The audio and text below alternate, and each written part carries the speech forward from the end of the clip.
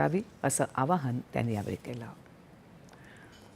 नवी दिल्लीतल्या AI impact परिषदेमध्ये जाऊन यूथ काँग्रेसच्या कार्यकर्त्यांनी केलेल्या आंदोलन प्रकरणी 4 जणांना अटक करण्यात आली.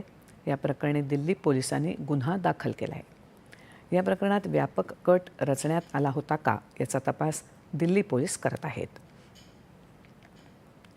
या आंदोलनादरम्यान काँग्रेस कार्यकर्त्यांनी सरकारविरोधात घोषणा दिल्या. यूथ काँग्रेसच्या आंदोलनावर भाजपानं जोरदार टीका केली. यातून काँग्रेसचा अहंकार आणि निराशा दिसून येते असं केंद्रीय मंत्री पियुष गोयल म्हणाले. सरकारला लक्ष्य करण्यासाठी भारताचा अपमान करणं आणि विकासात अडथळा आणणं ही राहुल गांधी यांची विरोध करण्याची संकल्पना आहे असं सांगत हे वर्तन काँग्रेसच्या कोत्या दृष्टिकोनाचं प्रतिबिंब आहे अशी टीका गोयल यांनी केली. यूथ काँग्रेसच्या कार्यकर्त्यांनी केलेलं लाजिरवाणं वर्तन हे केवळ दुर्दैवीच नाही तर आंतरराष्ट्रीय स्तरावर भारताची प्रतिमा मलिन करण्याचा प्रयत्न आहे असं संरक्षण मंत्री राजनाथ सिंग म्हणाले.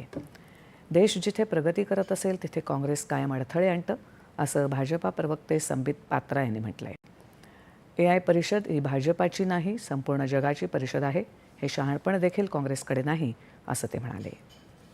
कहां पर पार्टी के लिए प्रदर्शन करना चाहिए और कहां देश की गतिविधि चल रही है प्रदर्शन नहीं करना चाहिए, इतना भी सोच नहीं है, इतनी भी मस्तिष्क में स्थान नहीं है, इतना विवेक नहीं है कांग्रेस के पास कि ये जो AI की समिट चल रही है ये बीजेपी का समिट नहीं है, ये बीजेपी की राष्ट्रीय कार्यकारिणी नहीं है, ये AI समिट है पूरे विश्व का.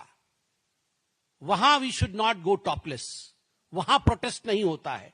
Topless, brainless and shameless.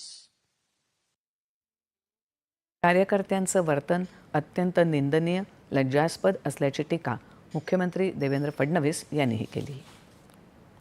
आणि यानंतरच्या बातम्या काही क्षणातच.